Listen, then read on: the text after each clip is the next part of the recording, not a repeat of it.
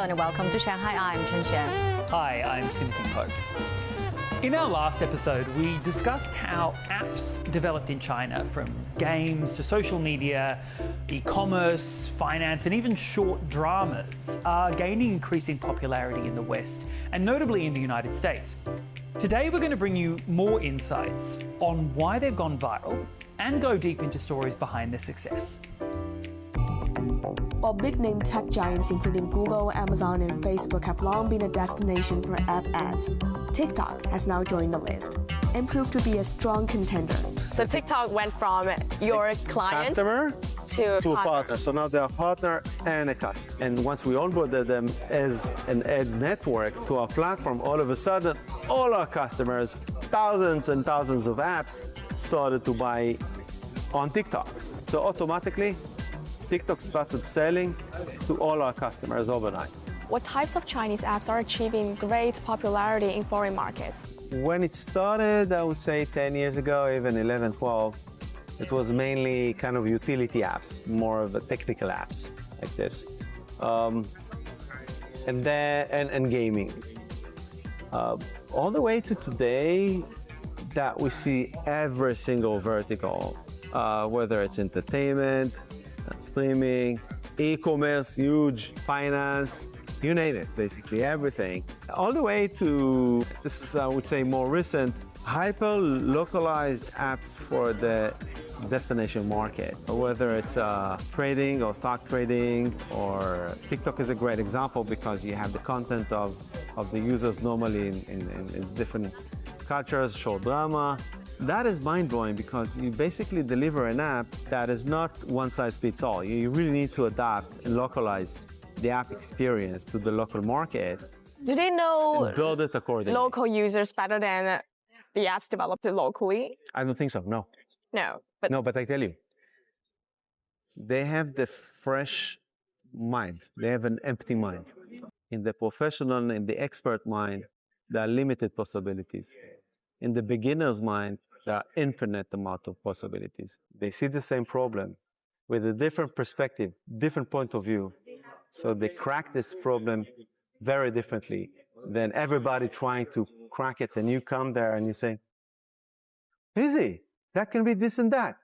And this is not because even when you're smarter, maybe you're smarter. This is because you don't know about this industry. To figure out something that people have never thought about.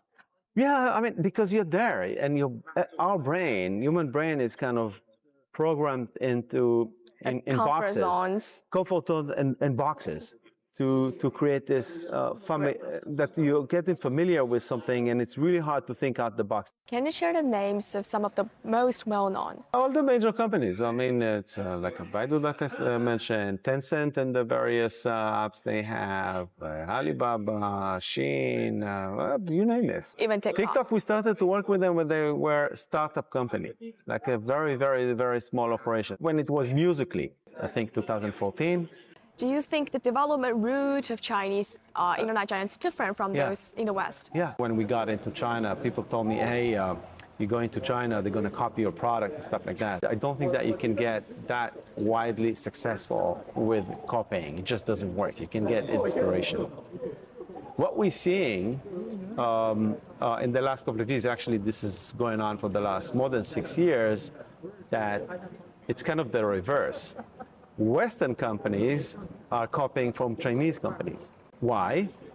First of all, the innovation, how people are using the mobile devices here versus the US. In the US, they have multiple devices, they have laptop, they have this, they have 20 credit cards in their wallets, while an average customer here, or mobile first, mobile only countries, they will have one mobile phone, they're gonna do everything with it. What we see is that Western companies are actually copying and getting inspiration from Chinese companies.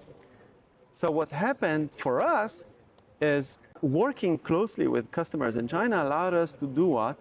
To see the future. We have seen the future and what the future is going to look like in the US 6 years ago.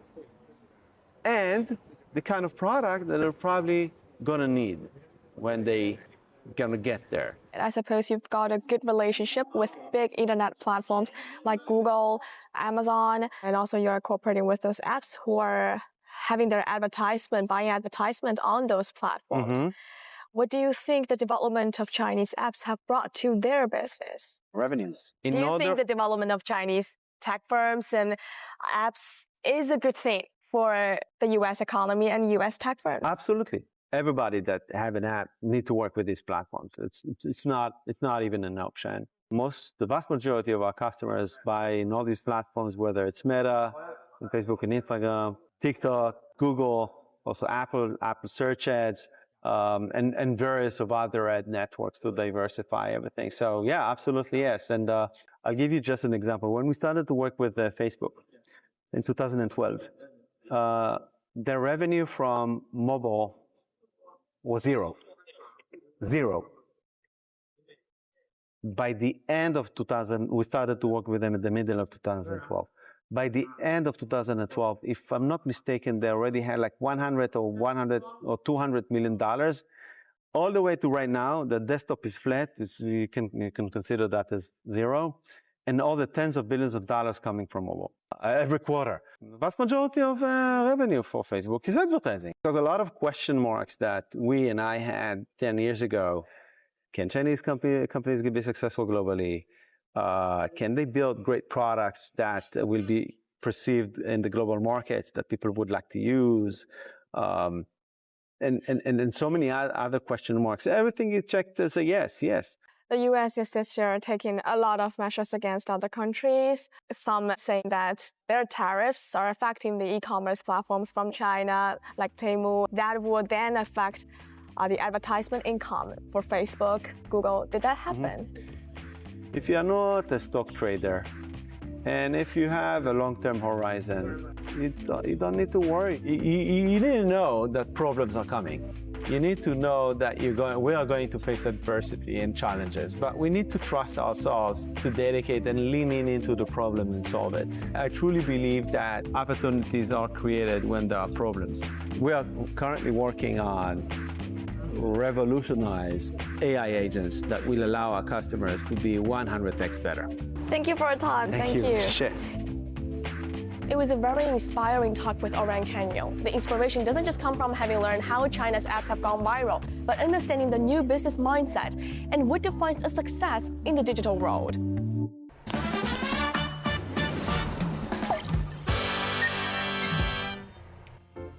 Now moving on to Shanghai A to Z. China Eastern Airlines has launched a major upgrade to its SHA to PVG transfer service, making travel between Shanghai's two main airports more convenient than ever. Currently, domestic passengers arriving at Hongqiao Airport from 13 Chinese airports can transfer to same-day international flights departing from Pudong without needing to collect their luggage or checking again. The upgraded service facilitates connections to 47 international destinations, including Australia, New Zealand, Japan, South Korea, and countries in Southeast Asia. SHA to PVG transfer service counters are already in place at both airports. You can check your bags and confirm your onward flight without leaving the terminal or repeating procedures. This streamlined process is designed to free travelers' hands and significantly reduces transfer time and effort. With the introduction of the new Airport Link line, which cuts travel time between Hongqiao and Pudong to just 40 minutes, Shanghai is setting a new benchmark for faster, simpler, and more efficient airport transfers.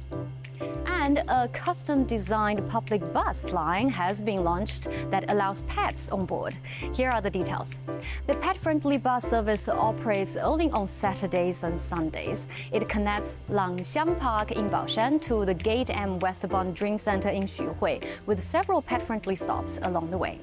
These include Jing'an iMix Park, Suhewan Mixed Sea World, and Xuhui Riverside. There are 2 trips per day in each direction. The first bus leaves at 3 p.m. and the second at 7 p.m. from Langxiang Park. The return trips depart from the westbound at 4:50 p.m. and 8:50 p.m. Tickets can be reserved in advance via Suishenxing app, and each ticket costs 20 yuan and covers 1 person and 1 pet. On-the-spot ticket purchases via QR code if seats still remain available. There are some rules you need to know before you book the tickets. Only dogs and cats with the shoulder height less than 40 centimeters are allowed. And dog owners must present a valid dog license. Cat owners must show a vaccination certificate. Dogs must be on a leash or harness. Pets must sit on the designated seat mat. Aggressive or banned dog breeds under Shanghai's regulations will not be allowed. And pet owners are required to bring diapers, pee pads, and waste bags. Each bus is staffed with a trained safety officer who checks documents, monitor pet behavior, and offer help if needed. Well, now time for Shanghai Eye Q&A. Today's question is from Judy in the United States. What are the different types of residence permits for expats in China? Well, Judy, there are several different types of residence permits, and they can be valid from 3 months to 5 years. Permanent residence is usually valid for 10 years or 5 years for children under 18. And permanent residency means exactly that. Although the permanent residence card is only valid for 10 years, holders just need to renew their card before the expiry date. If you have a question for us, you can find us on the socials. We always love hearing from you, and you can find all our content online as well, and join us here on Dragon TV Monday to Friday. Thank you so much for watching, and see you next time. Bye-bye.